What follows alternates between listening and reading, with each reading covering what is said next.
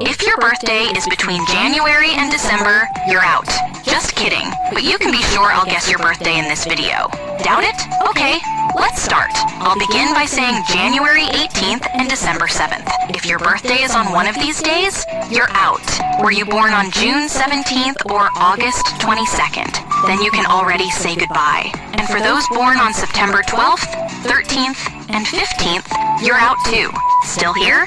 Leave a like so I know, but don't worry, you'll still lose. If you were born on January 10th or February 10th, you lost too. Bye-bye. And if you were born on July 30th, you're out as well. Now, I'll make it even harder. If you were born on any day in October, you're already out. And if your birthday is between May 10th and May 17th, you lost too. What? You're still here? Only 1% made it this far. Subscribe if you're still in the challenge, but now I'm taking you down. Were you born in November? Then you're out.